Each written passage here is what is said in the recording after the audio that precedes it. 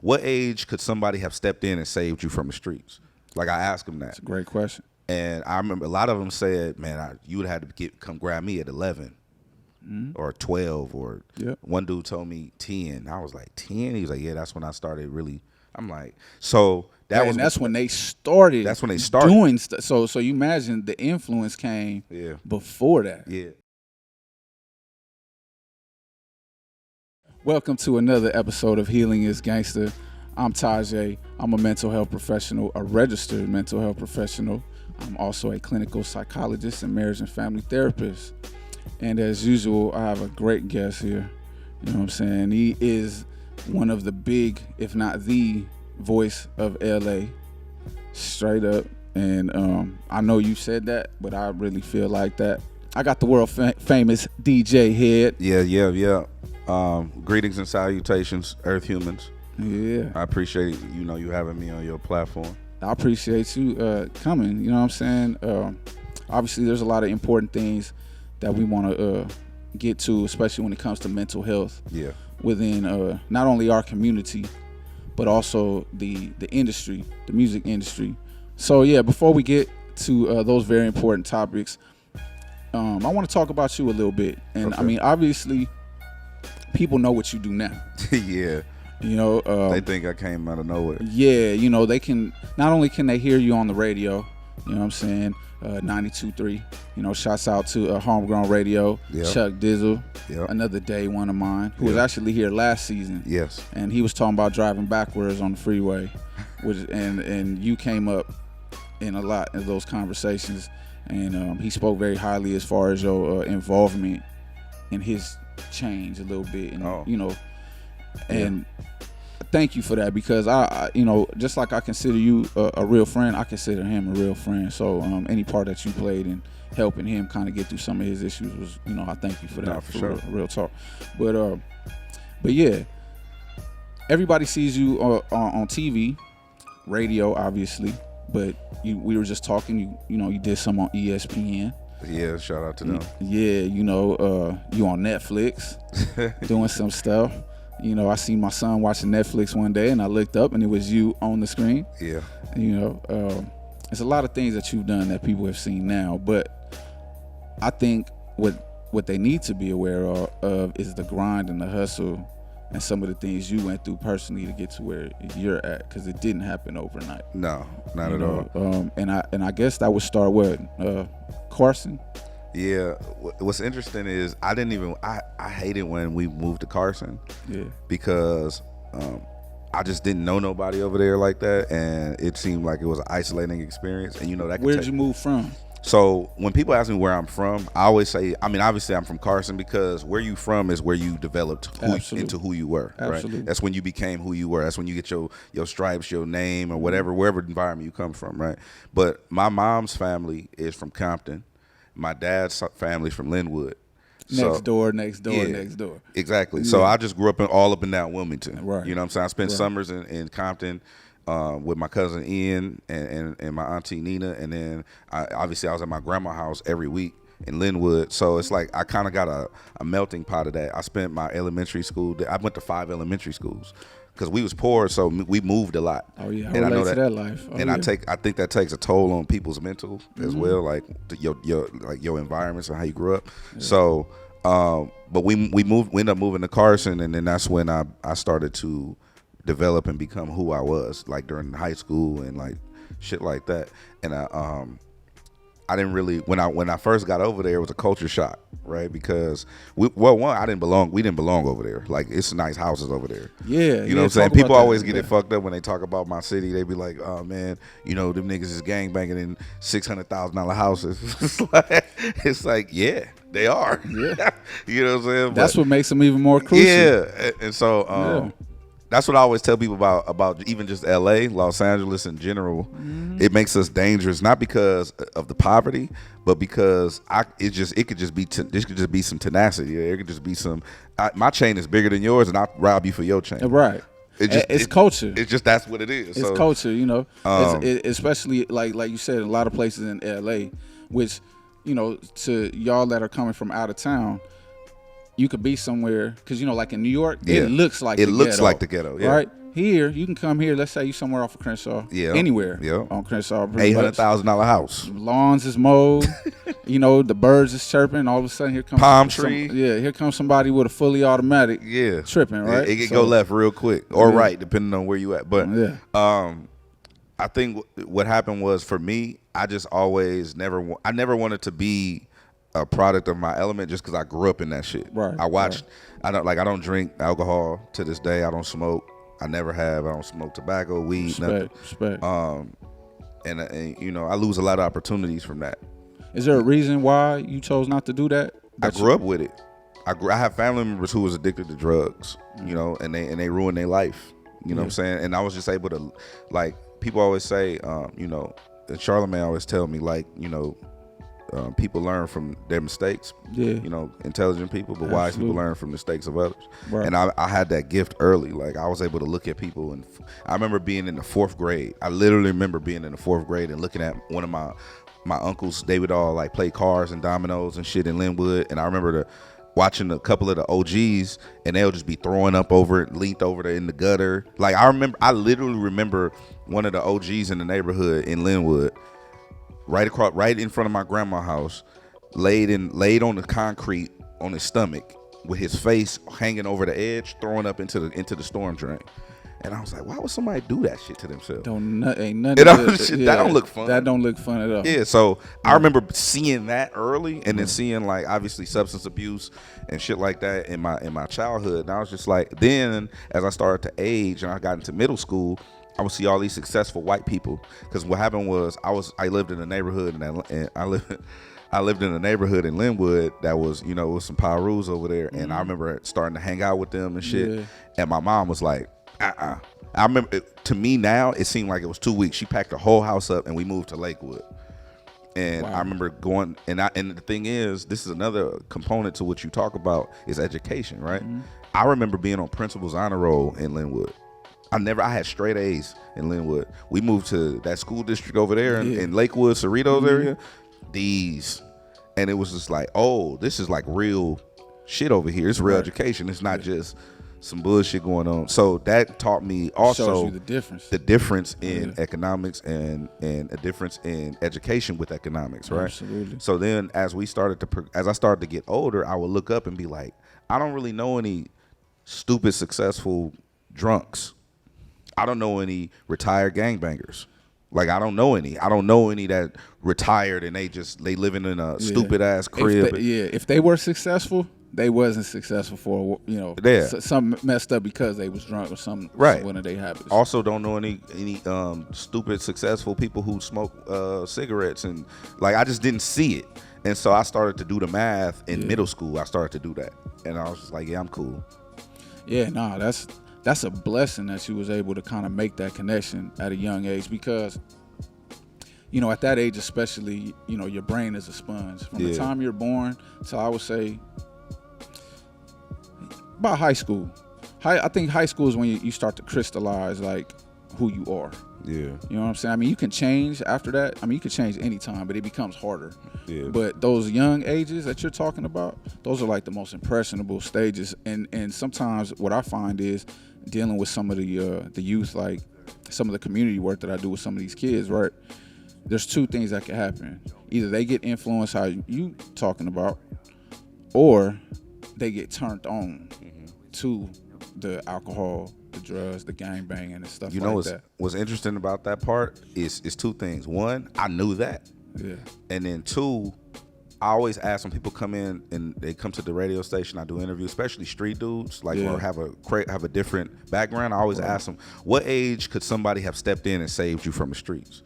Like, I ask them that. That's a great question. And I remember a lot of them said, man, you would have to come grab me at 11 or 12, or one dude told me 10. I was like, 10? He was like, yeah, that's when I started really.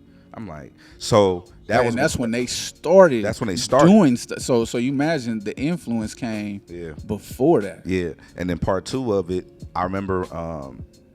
I just had a conversation. Shout out to the homie. Well, I'm gonna say his name, but shout out to one of the homies. He had a real issue with a lot of these dudes on the internet showing themselves, giving money to homeless people.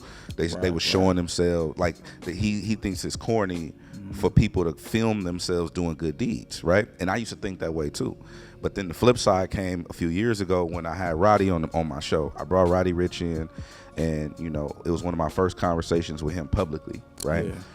And I called him out about doing the money shit on the Instagram. I'm like, hey, why you do I remember that. Like, why you do the money shit on Instagram? And he told me some shit. And remember we was talking before we got on air. I was telling you it's not about what people say. It's the thought process. Yeah. So what he said to me changed my perspective life on social media. He said, well, I do it to show niggas where I'm from that it's possible. Like, I do it for motivational purposes. Because where I'm from, niggas ain't never seen $40,000 in cash. Niggas ain't never seen nobody come through the projects in a Ghost or a Wraith or something crazy, right? Right. I didn't apply that to my life. What I took from that was, these young dudes don't believe it unless they see it. Yeah. Right. So that's when I made a conscious decision to showcase everything I do on social media, from going to schools to talk to kids to going to shelters. Whatever I'm doing, I show it all because of what you just said. Yeah, no, absolutely. Because they need that influence, and again, when it comes to people like doing good deeds and stuff, I used to think like that too before I got educated. And the thing is like now, just for my own peace of mind, right? Because a lot of times we stress on stuff that don't need to be stressed about. Whatever that person's motivation is for doing what they doing, they gonna have to deal with it. But the good deed in itself is what I focus on. You know what I mean? If this person's doing that to get attention, cool. But this person right here really appreciates that. Exactly. You know what I'm saying? So on the flip side of what you're saying too, again, we get such negative influences about our culture and what they see in the streets. So anything good needs to be documented. Exactly. Absolutely. And then also sometimes, like, I always tap into the why, unless the why doesn't supersede the good that it does, right? Yeah. So if somebody wants to, like a billionaire, right? Let's say Jeff Bezos, and he wants to donate $100 million to mental health in the hood. I don't give a fuck that it's a tax write-off for him. Just do it. Exactly. I don't give a fuck why he's doing it. Right. If he's gonna do it, normally I care about the why, unless the deed supersedes the why. Right. Now, and I absolutely agree with that, because I think, again, wondering about the why sometimes you're never going to find out. I had to get there, anyway. Though. I had to evolve. Yeah, no, and I'm glad you said that, because again, it's about evolution and changing, and being able to see that that's possible. Which brings me to my next question. It seems like you were very highly aware at a young age. You were able to connect certain things, even see ahead maybe a little bit. Like, this is not going to do good for me, in my life coming, right? What were some of your influences, was it that maybe pointed you towards that awareness? Could it be moms? What was the family life like? My mom, bro. My mom is a full bar. That's probably, and I attribute that to the reason I'm single right now. And I've been single forever, because if you're not, I'm comparing every woman to Jackie, bro. Like, Jackie's a motherfucking built. She's a full fade out here. You know what I'm saying? My mom is and it's just hard for me to empathize or show grace to people if that's the barometer. That's the bar, right? My mom, single mother, 3 kids, right? Barely any assistance, barely any help, child support whenever niggas could get around to it type shit, right? Yeah. Welfare. I was on welfare till I was 18. They kicked us off. My mom has always had two jobs. She had a job, and she had like some kind of auxiliary income. She was selling Avon. She was selling candy out the house. She was selling crystal candles, whatever she can do, right? And 3 kids on her own, and went and got a master's degree. Man, shout out to mom. Simultaneously. Wow. So when people be presenting to me obstacles and excuses, I don't want to hear none of that. And she was a black woman. And she's a black woman, bro. Yeah. I remember going. She used to work at a casino called the Bicycle Club. It's right there off the 710 freeway. Yeah. I remember them white people in there looking at her like, look at this little black lady. Like, she's not, but she doesn't belong here, because my mom couldn't afford childcare. So I would have to go to work with her. And I remember just sitting there, and I was always a mild man. I never was a troublemaker. My whole life, I've never been a troublemaker. And I would just sit there and I was always just observant.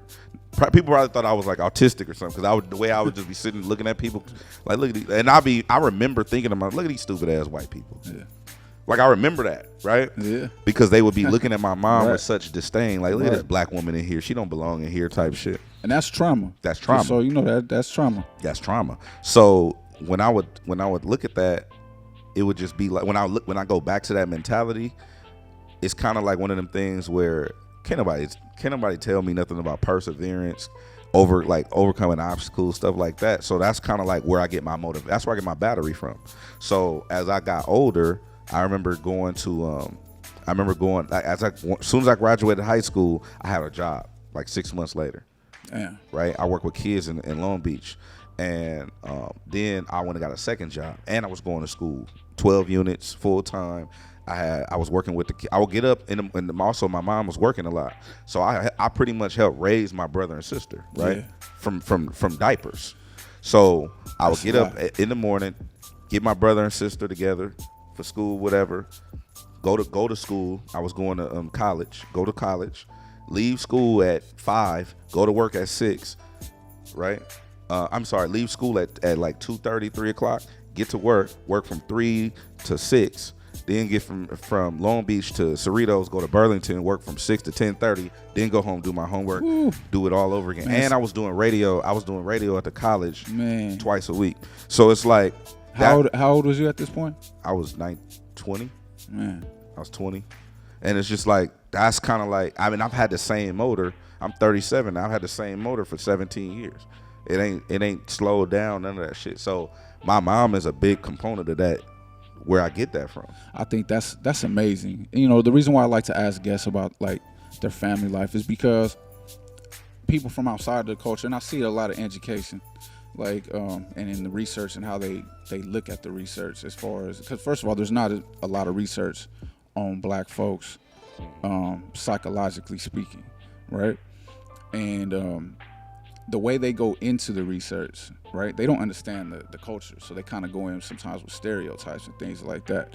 And the stereotype for black folks is, you know, that we have bad influences, our parents are fucked up, you know, all that. So I love to hear positive things about parents, because it exists. It was a duality. I had that, and then also saw the bullshit. Yeah. I've also seen black men ruin their life over marijuana.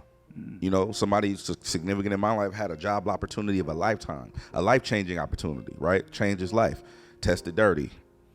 Everything went downhill from there. Still to this day, ain't recovered. This was 15 years ago. Right. And it's just like some weed. Like, it was just like, bro, you can't not smoke weed to change your life and your children's lives. That's crazy to me. So I always looked at people in that way, and I think it might be a trauma response that I think from a pessimistic perspective, but that's how I think about everything from a cynical perspective, because I believe the negative is how you arrive at the positive. Even when my choice in people, and like when you think about women, right? This is what I always tell my homegirls, like, I don't look at the positives in women. Only thing I look at is the negatives, because it doesn't matter how much I fuck with you or how much I love you. If these negatives are deal breakers for me, everything else is null and void. Absolutely. So I look at the negatives and determine if the negatives are tolerable. Mm-hmm. And what you're talking about is red flags. I mean, those are red flags that you're talking about. I think, see, the issue is when it starts to affect you mentally, or where it becomes what we call maladaptive, right? It's, for instance, when something good is happening, right? Sometimes, and us as black folks, because we go through a lot of pressure coming up, we tend to think pessimistically, right? And we'll almost expect the bad. The problem with that is when you're not aware. That's because you're aware that you think like this. A lot of people are not aware that they think like this. So when something's good is going on, they can't enjoy the good because they're waiting for the bad shit to happen. And that's where that balance has to be. You know, because everything psychologically is about balance. You can't have positive without negative. You get what I'm saying? So they need each other. But when you're not aware of those balances, that's where things can, you know, go left when you're thinking pessimistic. So any advice I would give you as far as that, which you probably know already, would just be like, when good things are going on, make sure you enjoy those good things. You know what I mean? And take the full, because when we're waiting for bad things to happen, we're causing ourselves anxiety. One. Well, I don't think it. Oh, go ahead. And we're causing ourselves, not you per se, but just in general, we'll cause ourselves anxiety physically. and then we're not enjoying the good because we're just focusing on the negative all the time. Well, what about when it just doesn't get acknowledged? Because I notice what we do in my team, like amazing shit will happen, and it'll just be like somebody told us that today is Tuesday, because we're already on to the next thing. So it'd be like I remember one time me and Silas was in the car. We was going to do a video shoot for Terrace. Martin. Yeah, shout out to Terrace. We pulled up. And we were about to get out the car, and Silas looked at his phone. He's like, "Oh, they just greenlit your TV show." Like we had a TV show on Revolt. And he's like, "Oh, they just greenlit your TV show." I was like, "Oh, for real?" Like, yeah, that's crazy. And we just got out and went and shot the video with Terrace. Like it was a Wednesday, right? Yeah. And so like we do that a lot. Yeah. So I don't know if that's the same, but nah, it can be depending on it depends on how you focus on your negative. Remember, balance. You know what I'm saying? Like, there's nothing wrong with like being on to the next, because we are grinders, we're hustlers, we're naturally like that. But think of all the shit we go through as black folks and that we endure as black people, right? Don't we deserve those good moments? Yeah. Don't we deserve to fully enjoy those good moments? Mm-hmm. And there's nothing wrong with patting yourself on the back and saying, man, I did that. Or we did that. You know what I mean? And celebrating with the team. Because tomorrow, that shit could be gone. Your whole life can be gone the next day. You know what I'm saying? And then it don't matter. Yeah. You feel me? So happiness is good for you, physically and mentally. So enjoy those good moments, because you got to understand too. And it's something I tell myself, because I fall victim to that a lot. And I'm still working on myself. But when we don't enjoy those good things, we're robbing ourselves. Even if they're little, because there's somebody in the world, our problems are a dream to them and their nightmare that they live in within their own world. So that little thing that you got, that you think is little, to somebody else that will make their whole life. And I think that not only is it good for us to feel that happiness, but it also keeps us grounded. So I would definitely enjoy every good moment, bro. Remember those times, the struggles that we both went through, doing this music shit. You know what I'm saying? Which takes me to another question too. Obviously, I've done this music thing. You know what I'm saying? And I can speak about as far as being creative and what that played in my life, as far as the therapeutic parts of it. Now, you DJ music, you play music. At your root. Obviously, you're a master interviewer now, and all of that. But at your root, it was the music, right? It was actually the opposite way around. I found a love for the music later, because I wasn't even a DJ. Like, when you met me, I probably wasn't even a DJ yet. Wow. Like, I didn't consider myself a DJ. Like, even matter of fact, low key, if you go look at some of our old stuff, like our old interactions and stuff, my social handle wasn't even DJ. It was just I'm Head. Yeah, I remember that. It was just I am HED. And it was because I felt like I didn't earn the title yet. I wanted to earn that DJ. I felt like, because it's a craft, and it's a prestige that comes with it. And a lot of people just start DJing, and they hop on they get a little MIDI controller, like, oh, I'm a DJ, and I never wanted to be that nigga. Like, I came up watching Battle Cat. You know what I'm saying? I remember going to this event with him and Mike Stroh, and I was just watching Cat like cut. And I was standing there, and it was a few people, you know what I'm saying? It was him, Julio G. Absolutely. DJ Dents. I used to bug the fuck out of DJ Dents, bro. And I swear to God, bro, I love him to this day, because he never turned me away. Never. Not one time. That's love. I would go to the club, and I would just stand over DJ Dents and just watch him like, oh my God, this is amazing. Yeah. Like, and so that's before I became a DJ. And I really was just a personality. I really just thought like I was cool. Like people thought I was funny or whatever. And I had a knack for talking to people. Okay. So I was doing you was doing that already as far as... I was doing my college radio show. Okay. What actually made me a DJ, to keep it a buck, was glasses. Oh, yeah. Cause I do remember that. My big homie G Malone. He was like... Because I would just go places with them. And him and his brother Pooh, shout out to Pooh, he was like, man, this kid is smart. He's sharp. Like, we need to fuck with him. And he popular, and like, so Pooh kind of took me under his wing. He was like, look, I don't know what you gonna do, but you with us. So then I just became their own personal host or whatever it was, right? And then I noticed that I would stand behind the DJ booth and cue the DJ whatever like Nick Bean or whoever was doing shit. I would tell him like, all right, drop out right now. All right, come back. Like I would just do. So then eventually I started just doing it myself. And then Glasses was like, hey, cuz, you finna be my DJ. I'm like, Just bro, like that. I'm not a DJ. Yeah, but you gonna learn, cuz you smart. That was it. I was like, all right, I guess I'll learn how to DJ. Wow. I mean, that was the extra kick in the ass to do it because I had already been interested in doing it. Right. But that was like, oh, you're going to literally take me places and allow me to DJ, right? Yeah. But I couldn't afford equipment. So, blessings to my brother, DJ Cali, and my nigga BAD. They used to let me hop on in the beginning of the club. Yeah. So as soon as the doors open, they would just let me hop. I would fuck they records up. Just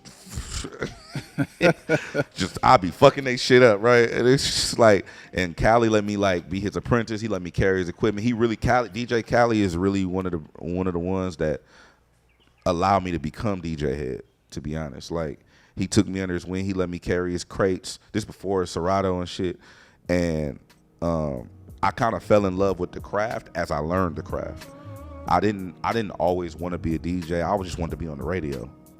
So though there was a love for the music aspect, as far as you were a fan of the music. I was a fan of it, but I also lived it, so it was relatable to me. Yeah, like I always tell people, especially when I get into arguments with other ethnicities about hip hop, and it's like, bro, yeah, you love it, I lived it. Right, it's different. It's different. So me relating to this shit, and me actually like.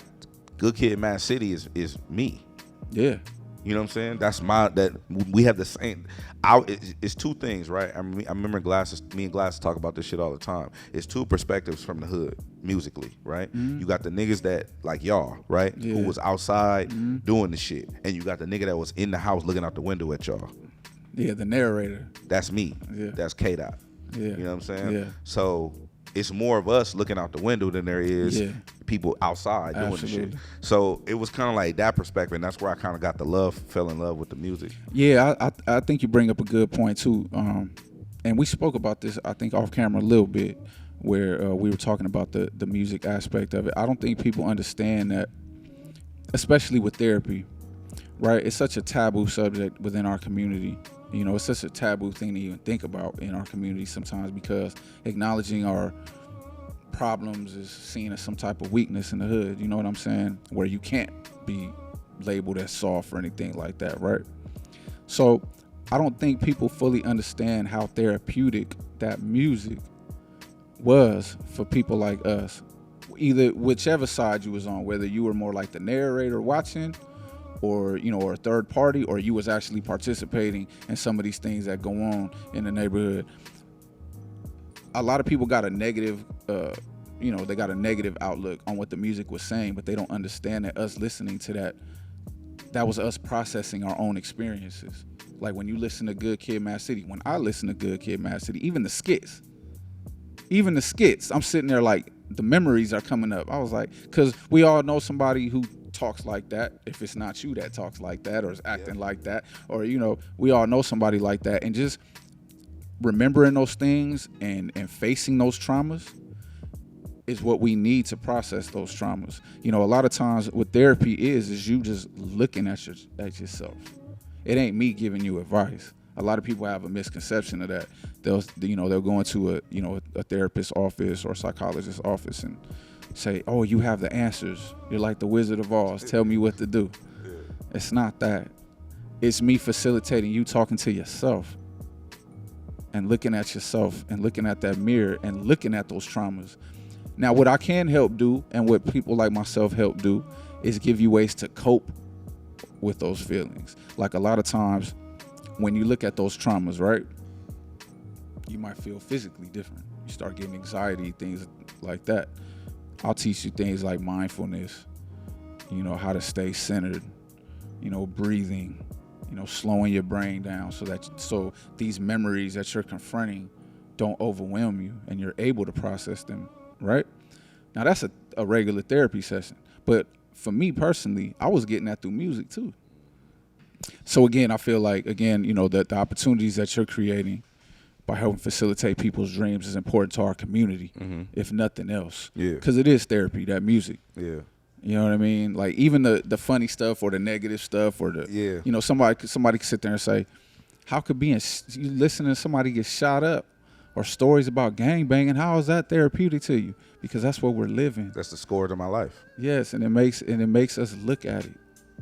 You know what I mean? Because we all have homies that been shot, murdered, yes, all the whole thing. Yeah, it's a score. But you know what's interesting about what you just said is you're more so navigating people's conversation as a therapist with themselves.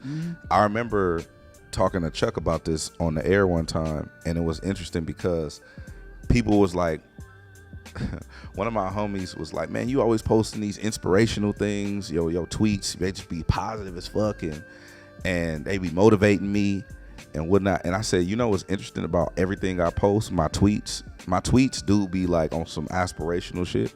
I'm not even talking to y'all. I'm talking to me. Yeah. And you don't even likewise. Now, and I'm just sharing a thought that I'm using on myself. When it be like, don't be afraid to leave people behind. You know what I'm saying? When I just talked about how cancer is a negative thing to the human body, and we remove cancer. Cancer also comes in human form. Yeah. Remove that cancer. What did you just posted something that you showed me? What did it say? I just posted, I'm growing without remorse. So it's like different things that was crazy. That hit me on another level. What's crazy about all of the tweets I post, people think I'm trying to preach. I'm actually just talking to me. Right. And I'm just letting you see me talk to me. The process. Yeah. It's all about process, how we was talking about thought process. Yeah. Process. You know what I mean? There's no like, you don't go into therapy like, you know what?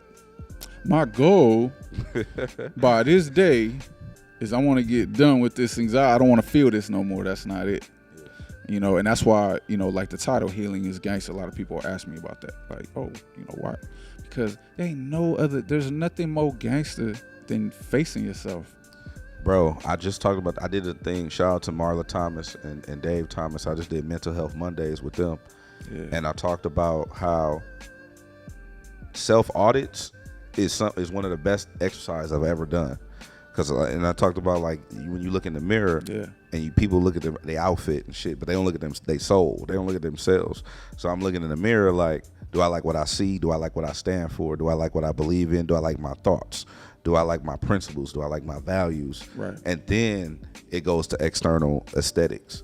So it's more like that. It's like, do I like what I stand for? That's what the mirror is for. Yeah. Low key. Absolutely. I think it's important for somebody that's in your position. Yeah. You know what I'm saying? Because you're more than a DJ. I agree. You know what I mean? Like, again, when people are telling you, hey, man, you motivated, you know, me to make this decision. Or you made me see the light in something that I was just seeing darkness in. At that point, you more than a DJ. That comes from a place of lack, bro. Like, I remember being so angry. Like 2015, and it was the best year of my life up until that point. But I remember being so angry because it's like, why didn't nobody fucking tell me? It's two times that happened in my it's two real times that happened in my life. One was the first time it happened was in 2012 when I had a conversation with Silas and Denny's, and then the second time was when I got hired at iHeart. And I started to consume information. You know how when you be hungry and you ain't ate all day and you be like 6 o'clock at night and you finally get in the chance, you know how you eat because that's how I felt about information. Yeah, I felt like all this information been kept away from me for so long. And I was so fucking angry, bro. Like, because I was just consuming. I got a gang of books and I started consuming podcasts and all this shit. And I remember it's what I call the starter kit for self-improvement, right? It's like, it's the Secret. 48 Laws of Power. I love it. Love those books. The Art of War, and then I started diving into like, you know, the greatest salesman the greatest salesman in the world, like all kind of shit, right? The Richest Man in Babylon, 4 Agreements.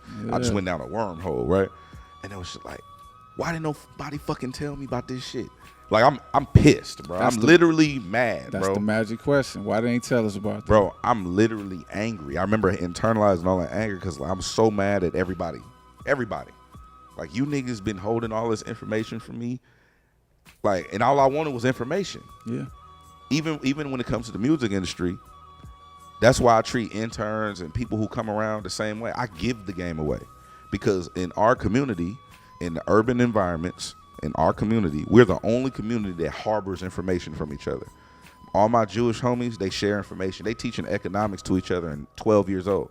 You know what I'm saying? My homies from my homies from Pakistan, my Middle Eastern homies, they teaching each other about economics and finance, and they doing. My homies from Mexico, they come out here, they don't have no pride. My homies that lived in Linwood, it be 12 niggas in one house, and they got landscaping businesses. They got they doing everything. They getting to it, and they buying up property and shit, building a back house, so that way his other people can come over the border and get working, and they don't have no pride. They all just living together and it's a communal thing. And I'm like, what the fuck is wrong with black people? And so it just became like an anger thing. And I remember just being in a space where it's like, oh, this doesn't exist. And that fast forwards to where we are now. We're building shit that doesn't exist.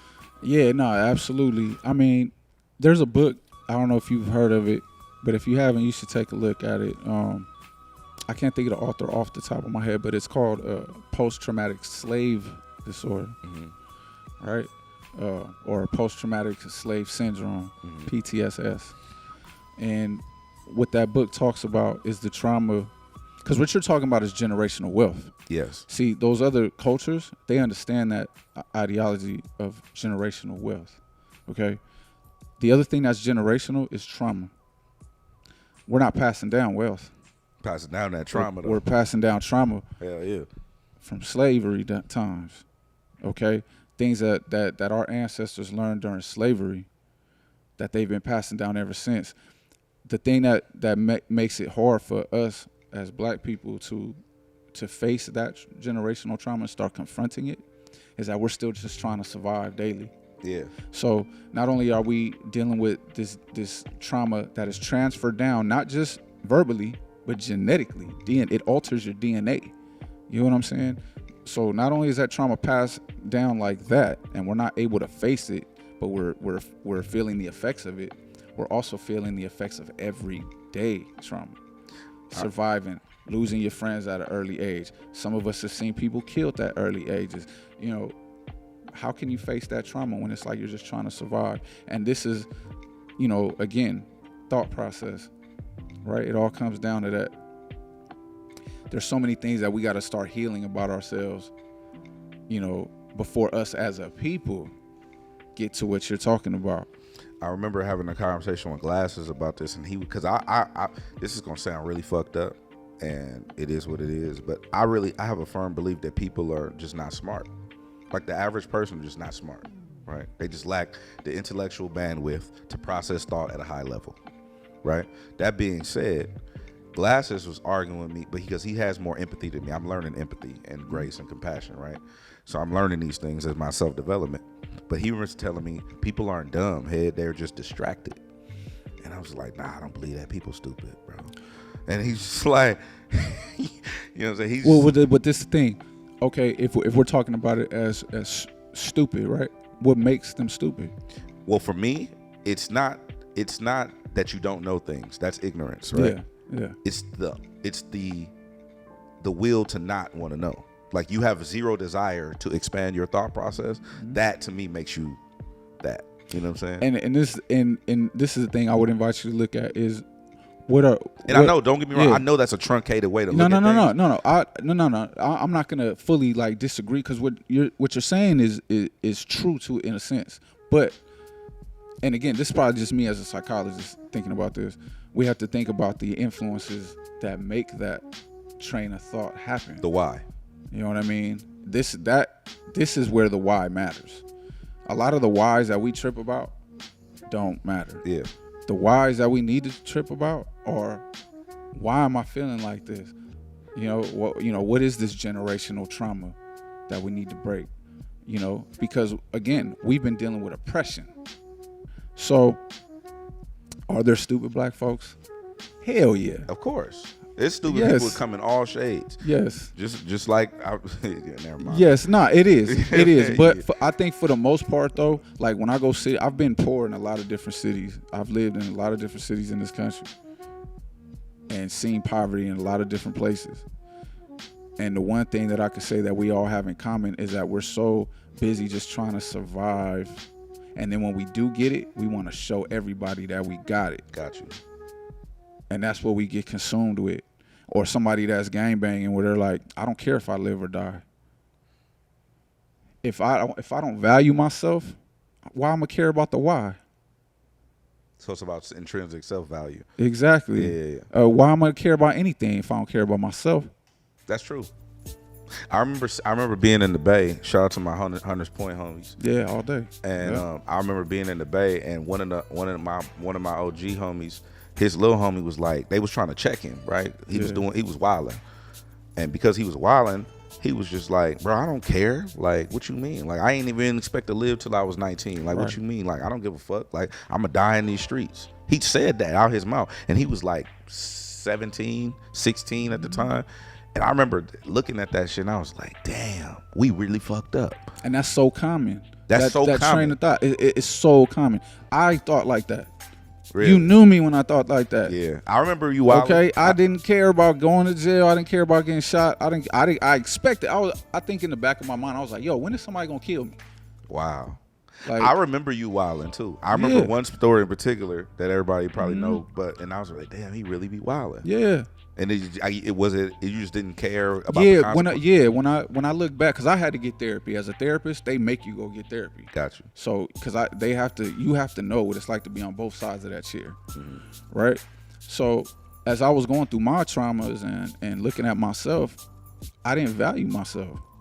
I was waiting for somebody to shoot me because I was in such pain. Damn. You know, through all the things that I've been through in the streets and being on my own since I was a teen, you know, so it's almost being suicidal without being suicidal. So then is that something where, like, because I remember talking about this, right? And one of my friends told me that she told me, because I posted something, right? And let me see, I'm gonna read it to you. Tell me what you think, because it'll probably help her. But so I posted this. Because, again, me posting my tweets and shit, right? I posted this tweet in 2017, right? And it says, you don't have the right to give up. There are people that believe in you who want a return on their investment, right? So and you can look at this, right? She kept this tweet in her phone from 2017. And she told me that that's the reason she didn't commit suicide. Wow. And that's when I say you're more than a DJ. So I was like, that's you talk to you know the way you put that. Yeah. You know, because a lot of times it's how you say shit. You know what I mean? A lot of times my delivery fucked up too. Yeah, it'd be a lot how you say stuff. Right. Sometimes it's not about being right or wrong. It's about how you say something. You know, so the way you said that, you know, made that person say, you know what? They thought outside of themselves. And said, what about this person that cares about me? It starts making you think, oh, this person cares about me. You know, I if something happens to me, this person's gonna be devastated. You know, with me changing, when I changed in my life, right, I thought about my kids. Because before my kids, I didn't care whether I live or died. But when my kids was here, I was like, oh no, I gotta stay. It's purpose. I gotta stay now. Yeah. You know, because I didn't have a daddy coming up like that. And I always told myself if I had kids, I wouldn't do that to them. Fact. Get what I'm saying? So when they came, now I had something to live for. Now I had a reason for being here, and that's where my change started. I think that's what you did for that person. Sometimes people need different motivations. You know, sometimes it's the kids that motivate them. Sometimes it's grandma or moms or whoever. This is called a support system. You know what I mean? So I think also to build on that is, because I remember talking on when I was on the mental health show. I remember asking. Actually, I talked to my spiritual advisor. I got a spiritual advisor, and I asked her if I'm a narcissist, right? And she was like, "Why would you think that?" And I'm like, "Because I have an inflated self-purpose. Like I know that my life is not really about me. I feel like my life is about other people, and it's bigger than me. It's bigger than how I feel. It's bigger than like temporary or instant gratifications. It's bigger than me having a white picket fence and a fucking dog and a wife. I don't give a fuck about the wife or the dog or the white picket fence. That's just where I'm at mentally now, right? I don't care about none of that shit because I know that what I'm trying to do and where I'm going is going to benefit so many other people that I don't. So I was asking her, is that narcissistic thought process? She was like, no, because narcissists can't usually tell that they're narcissists, right? Well, yeah, but I had that thought because what you're just saying, it's bigger than like you said, you find your purpose. Nip said, you find your purpose, so you wasting air. Purpose, it will save your life. Yeah.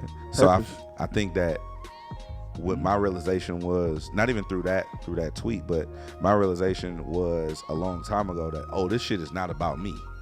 And and it's a hard pill to swallow. You know what I'm saying? Once you realize what you're doing probably won't benefit you. That's the truth. It probably won't benefit you Speak in your life, in your time here on earth, Speak right? on it. And it's just like, oh shit, that's a crazy realization to have, and acceptance. I think people that have true purpose come to that at some point. Every person that I've met that has a firm belief in their purpose comes to that assessment. And you know, like me personally, like the work that I do, I'm not gonna see the benefits of it. I'm not doing it for me. You know, it took us 500 years to get into this hole as a people.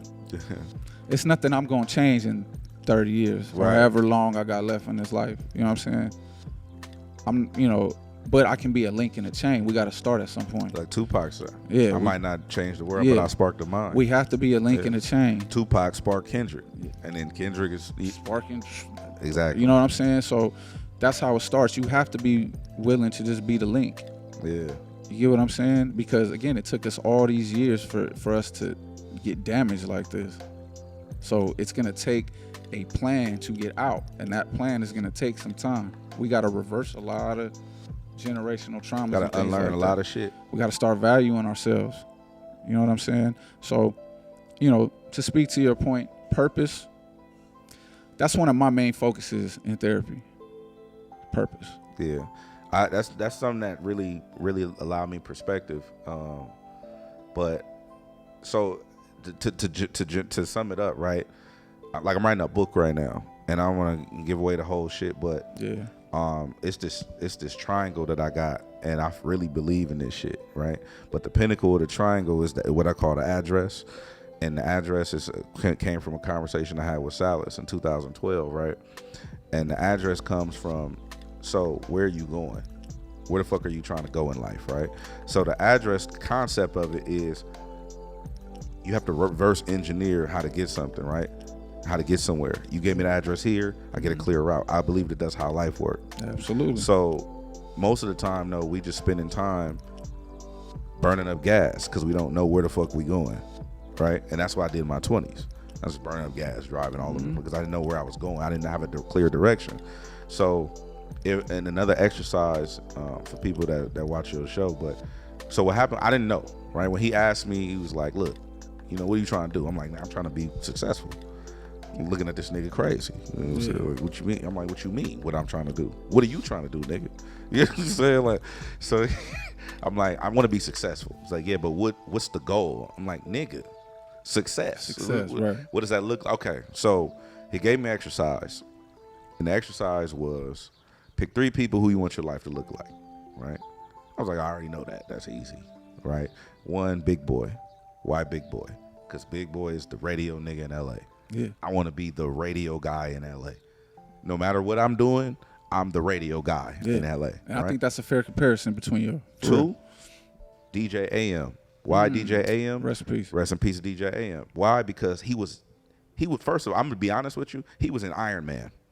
That nigga was DJing in Tony Stark living room. So was. In the Iron Man. I want to do that. That's cool shit. You know what I'm saying? Hell yeah. Number 3 was Rob Dyrdek. That's the homie. He said, why Rob Dyrdek? I said, because Rob Dyrdek literally makes a living being himself. Being himself. He's himself for a living. And he puts all his homies on. Yep.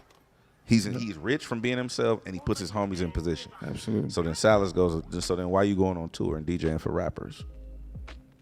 Why you DJing in these strip clubs and doing shit? None of this shit that you just said have nothing to do with what you actually doing. I know why you doing it. Why you doing it? Or why was you doing it at that time? I was burning up gas. I wasn't going, the shortest distance between 2 points is straight line. So what I would encourage people to do is as soon as humanly possible. I go to grade schools, middle schools, and I'm telling kids, figure out what you want to do. They teachers sitting over here looking crazy at me because I'll just get up in front of the class. It'd be like high school students, they conditioning them. Pick what college you want to apply to. hey, look, your teacher finna look at me crazy. College ain't for everybody. Yeah, Fuck that this shit. is true. You know what I'm saying? If you want to be an electrician, don't go to college. If you want to be a content creator, don't go to college. You know what I'm saying? Nah, that's real. So, and the teachers be like, who is this? I'm like, bro, fuck all of that. Because the problem is nobody's giving the information.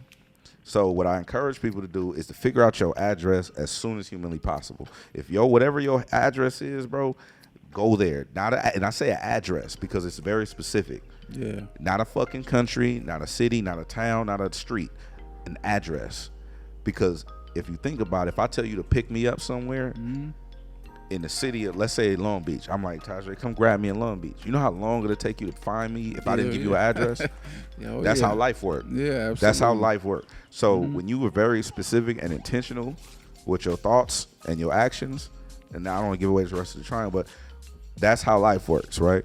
But with the underlying meaning of the address, people think about it in success, and people think about it in career. What it really is purpose. Yeah, absolutely. It's purpose. So once you figure out your address, then you find your purpose in that, and then I feel like that gives you a reason to live. Yeah, no, absolutely. And we can't forget about one of the most important parts of purpose: happiness. Yeah. You know what I'm saying? When people ask me like, "Yo, what's your goal?" I just want to be happy. Whatever that means. If it's success, if it's seeing my kids be successful, I just want to be happy. Yeah. You know what I mean? Because at the end of the day, people's version of happiness is different. You know, some people having all the success, having all the material stuff, it's not enough to make them happy. And we see that by the number of people who have those things that commit suicide. Yeah. You get what I'm saying? So it's about finding what makes you happy. I think a lot of times if you're able to find those things that make you happy, you'll find your purpose. Let me ask you this. I know we got to wrap, but let me ask you this, because I always tell this to my homegirls, right? Tell me what your professional thought process is on this, if I'm fucking crazy. But I always tell my friends, this is strictly for my homegirls, my female friends. No doubt. They always going through men problems and shit. Yeah. And I'm like, look, bro, I bro all my homegirls, because you gotta, Bro is everybody. Yeah. So I'm like, look, bro, you have to make a choice. When you're dealing with men, do you want to be happy or do you want to be informed? Because the two are not the same. So I'm asking them this question, and I'm gonna break this down, right?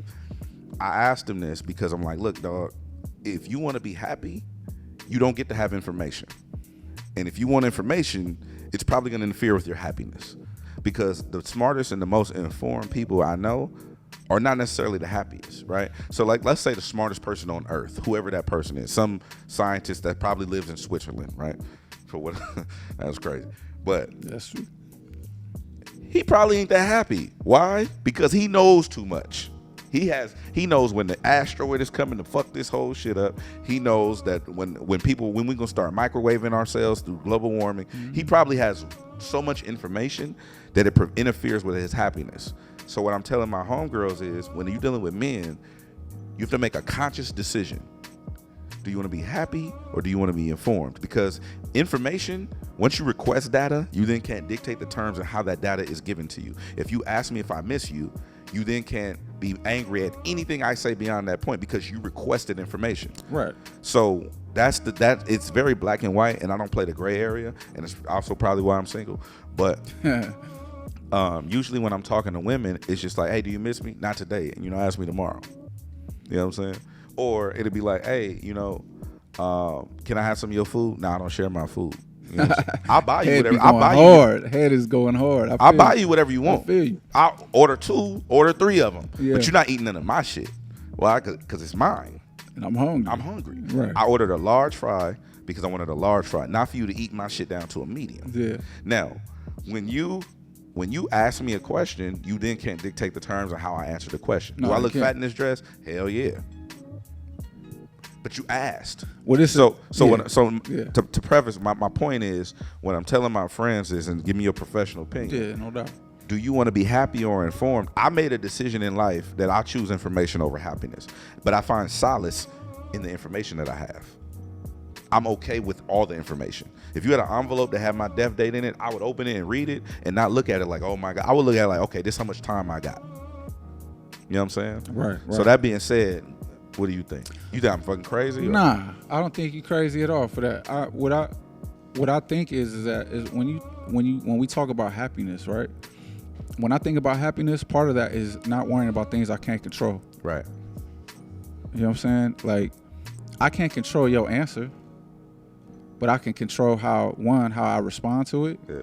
And I can also control how I mediate it in my mind. I can choose whether to accept that shit or not. You know what I'm saying? Yeah. That's what we have to understand about ourselves. We have agency within our own lives. Again, remember what I said, people's version of happiness is different. Right. You know what I'm saying? The one thing I think that's universal is not worrying about shit you can't control. I can control if I want to fuck with you or not. Exactly. You know what I'm saying? And that's where that process should be. So when you say, do you want to be happy or informed? I think you can be informed and be happy. Yeah. Because it's what you do with the information. I fuck with that. You know what I'm saying? I like that. Yeah. You know, so because I like to be informed, and sometimes information can be depressing. Yeah.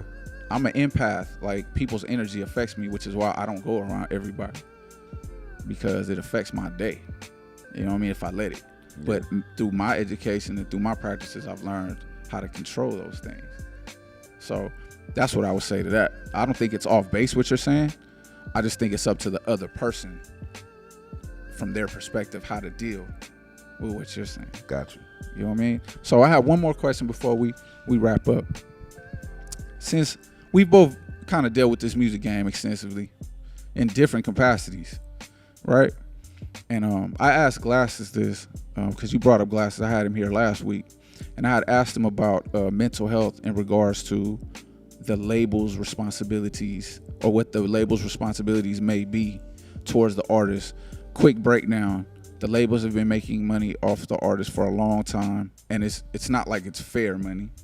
You know, the splits, usually the artists are getting like the scraps, right? So they've been making a surplus of this dough for a long time, right? If you see a rich rapper, the label is 4 times, 5, 10 times richer than this dude, right?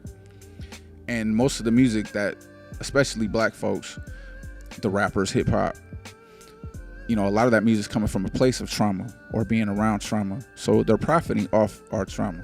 So with that being said, do you feel like, and Silas, come here, man, because you had an interesting answer to this. I want to get your opinion about this as well. What's going on? My name is Silas. I manage and work with this guy, DJ Head. I've been knowing Tajay for a long time, over 10 years and whatnot. So, do you guys feel like the labels have an added responsibility, since they're making a lot of money off the artist, to one, either advocate for the artist to get mental health, or actually provide or pay for the mental health like they would do like an employer, like you were talking about the difference between that?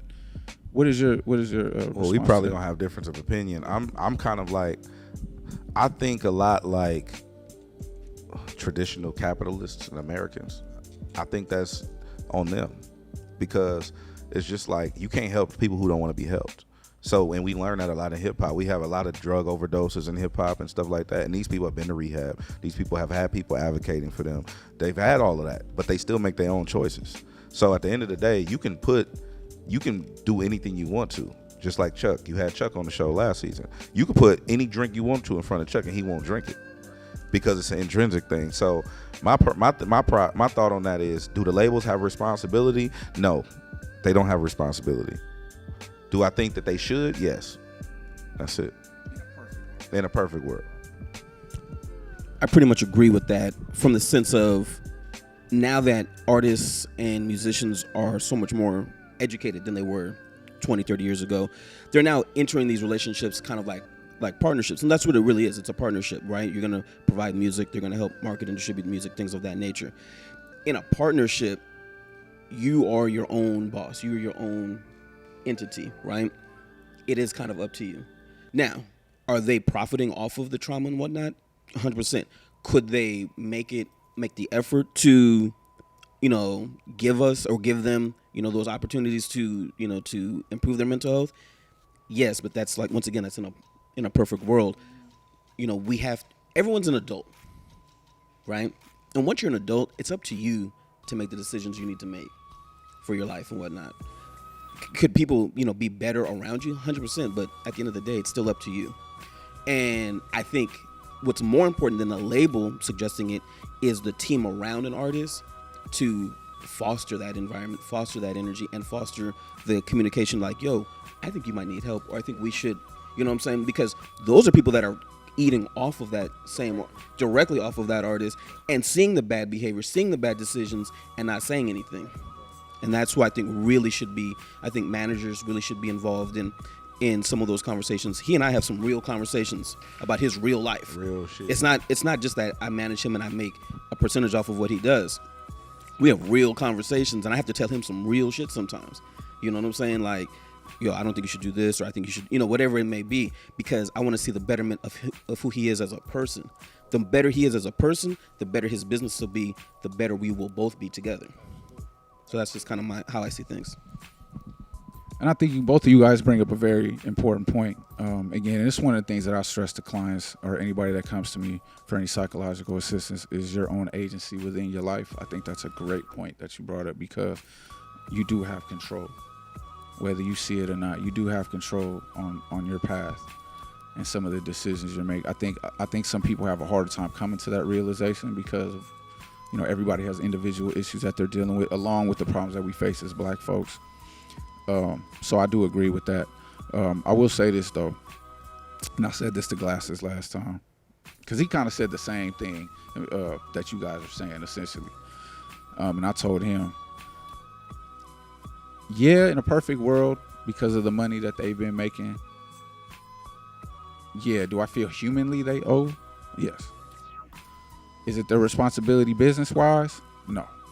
It's not. It's not. But I will say this, though, and this is my only caveat to that.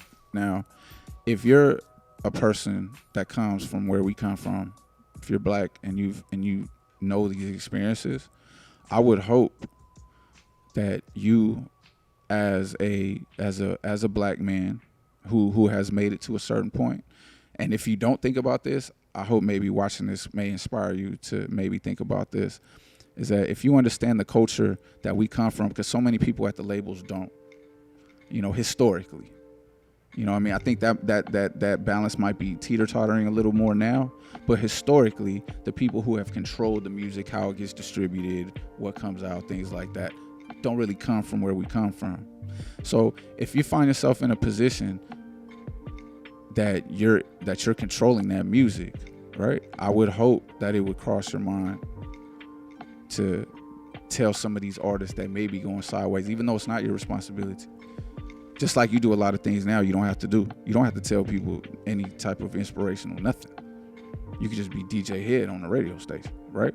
But you choose to inform people, to inspire people. So I would hope that anybody that's in a position at a label, position of influence or a position of power would do the same for your brothers and sisters out here that have gone through things, and that you do realize that that there is profit being made off that trauma, and I would hope that they would extend themselves. That would be my thought or my input to that. You know what I mean? Just because I see you guys do it, so why can't they do it? Or the work that I'm doing. I don't got to sit up here and inform nobody about no psychological nothing. Shoot, I'm healing myself. But again, on the same level of thought that I feel like I owe it to I can't sit on this information. Because what did you just say? We don't give each other this information. We don't share information. We save the information. We hide the plug, so to speak. You know what I'm saying? So I think following what you said, I do feel like if they do get in that position and they come from where we come from, yo, tell these artists, like, hey man, I agree, but only to a certain extent. Like, I agree to whatever the terms are. Yeah. Whatever the terms of the agreement. If they putting that in contracts, cool. If not, then. Oh, not even contract. I just mean like personal. I get what you're saying on a human level, but at the same time, I remember this one clip about when they asked Young Thug about some real shit. I forgot what they asked him, but he's like, man, I ain't worried about none of that shit. Yeah, I remember that. Money. I remember that. I'm fucking with some girls. Like, that's his life. That's who he is. That's his prerogative. Yeah, absolutely. Nobody, he didn't sign up to be a role model. So it is what it is. So I think we just need to appreciate the people that do the work. Yeah, exactly. Absolutely. That's 100. So with that being said, I do want to thank you two brothers for coming up here. You know what I'm saying? And first of all, giving both of y'all flowers You know what I'm saying? What you guys are doing for the coast, what you guys are doing for people in general is a great thing. I want to thank y'all for making it in life, first of all, you know, or continuing to make it in life through your struggles, because I feel like it's a great example for people that's coming up behind you. You know what I'm saying? So thank you for still breathing and making it this far. You feel me? And man, it's amazing, the journey. Thank you for having me. Yeah, no doubt. And thank y'all for watching. As you know, healing is gangster. Heal yourself, help to heal others, and we will see y'all next time. All right, Dame Dash Studios, full effect. Tune in next time. 100. Having Kendrick come through, we having just everybody just building the foundation. The whole Top Dog Entertainment was like literally one of the first episodes we did. Yeah. Dave Free, Punch. And this is before. This is before like people. This is right what I'm before saying? the Kendrick Lamar EP dropped.